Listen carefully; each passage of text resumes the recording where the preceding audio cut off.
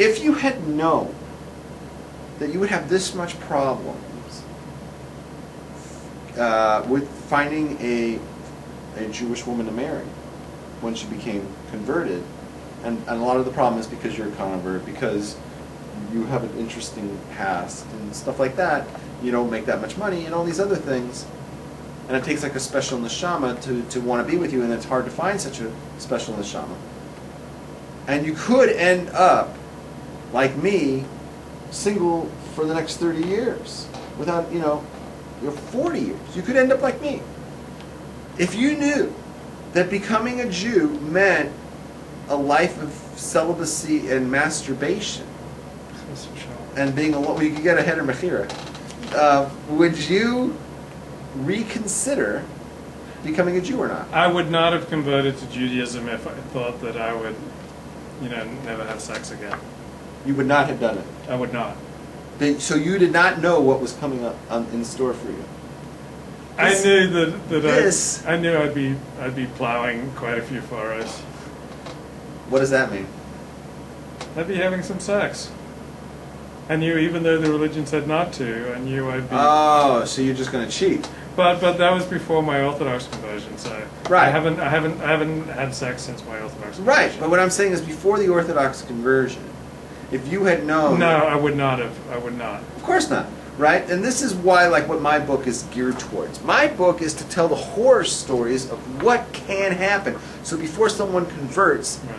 Before someone becomes a Baal Tshuva, I am the anti-kiruv. I am the opposite of outreach. People say, "Oh, Rabs, you're so involved in outreach. It's so wonderful you do your show." I say, no. The show is the opposite of outreach.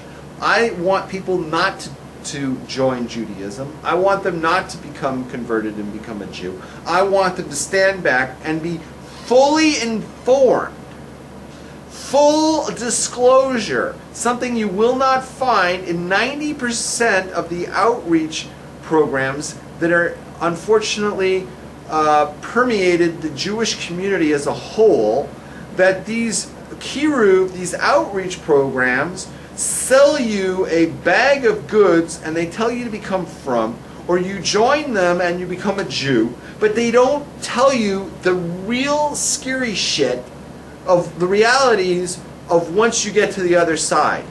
What you get with me is somebody who doesn't sugarcoat nor water down the reality of what being Jewish in Judaism really is all about. I do not water down my Judaism, and I do tell it straight and don't sugarcoat the Jewish community as a whole. Because there's two aspects here. There's what the Torah says, and then there's all the mishigas of the Torah community, which claims to be following the Torah, when in reality they go against the Torah many of the times, and they take positions against what the Torah says. I see this all the time. We talked about it last week with the whole thing with Levi Aaron, for instance. We talked about it when it comes to weird positions they take with their infatuation and obsession to reproduce. They don't understand the cycle of abuse, and I can go on and on and on, and it's because of those things that's a service. Oh, and how about my favorite one? I don't want our lifer kids to marry a Baal Tshuva or a ger, right? They don't want to marry, but then they'll turn around and say, "Oh, we're all about kiruv, but we don't want to let our own kid marry that person," right? So these are the rants I have, because these are the things you have to know about. Somebody needs to sit you down and tell you before you become a Jew, before you become a Baal Tshuva, someone needs to tell you the realities of the situation. And that's what I'm here for. I'm here to present the realities of kiruv. I am the opposite of kiruv. I am, kiruv is to bring you into Judaism. I am to keep you away. Okay, so I'm into rechoika. Okay, not kiruv, but rechoik. I push you away. I'm pushing you away because I'm giving you the truth and I'm not sugarcoating it. Maybe final words.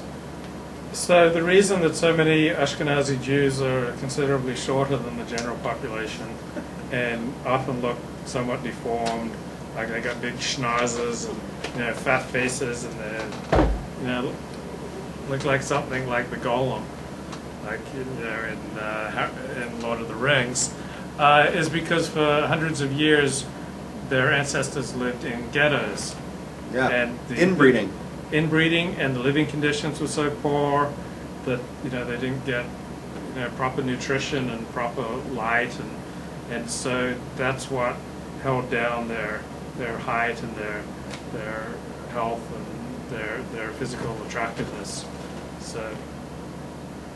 And is that why you're not interested in an Ashkenazi, a woman who's born Ashkenazi Jewish, that you actually like prefer, a convert, somebody who grew up Seventh-day Adventist? No, I don't mind it, but I don't want her if she's all deformed and fat. Okay. But what if she's just short? No, I'm fine with short. But what if she has like a big beak? I don't mind a bigger than average nose, and I don't even mind if it's like a little crooked. I'm okay with that. I can even find it erotic, but yeah, because I like. Do you ever have fantasies like you want to stick it? Oh, that's terrible. Chas v'shalom, chas v'halila. No, I never want. You have like a woman with a big schnoz, and you're wondering is it big? Because I know you have a very small. No. Maybe you could stick it in there. That's I don't know. terrible. I'm just thinking out loud. That's terrible. That's not the way my mind works. Okay, because that's how mine works. Okay, go ahead. Let me think about what you were saying. Oh, you were warning them about the dark side of. Yeah, the dark side. I'm giving them the truth. I'm a realist, and I provide truth. Truth teller. I'm not. I don't care if I don't get brownie points, and I don't. Wow, so and so became Baal Tshuva. Wow, I really don't. I don't care. I really don't care what you do. My attitude in life is I'm not going to bullshit you. I don't care if you become a frummie or not. I really don't care. I don't care if you convert or not. I really don't care. That's not my business. It's between you and God. My job here is I don't want people to get hurt. I don't want you to go into Judaism thinking it's going to be like, oh, it's so spiritual. Oh, it's going to be it's so wonderful. I get to live in Levi land. I'm Levi land's so wonderful. I'm going to live Levi's in Levi so kind and compassionate. He's so wise and understanding. Levi he basically reads my mind. I want to live in Levi land forever. Yeah. Never convert to Judaism. Right. And I don't want you to end up, making that big leap, and then you're not even just going to ruin your life, but the lives of your kids as well. And I would prefer that if you're non-Jewish, if you're not ready for all the things that we tell you, that you just don't become a Jew, become a Noachite, become a Ben Noach. And if you're Jewish, before you become from, hey, think it over. Is this really the smartest way to play? Because once you become from, it's going to really limit who you can marry. They're going to stick you with a Baal Tshuva. Your kids are going to end up disadvantaged in school, and they're going to rebel, and they're going to hate growing up in yeshiva, and they're going to rebel against it, and they're going to want nothing to do with Judaism, and they're going to end up, smoking pot and smoking cigarettes, listening to Quiet Riot, listen to Quiet Riot and Dream Theater and Rush and whatever, and they're going to go that direction, and they're going to be all about chicks, and more chicks, lady. Can you imagine? It's just god awful. Yeah. So think it over before you make this leap, because you're affecting not just your lives but the lives of your kids who are going to be affected by this. So I'm just telling it like it is.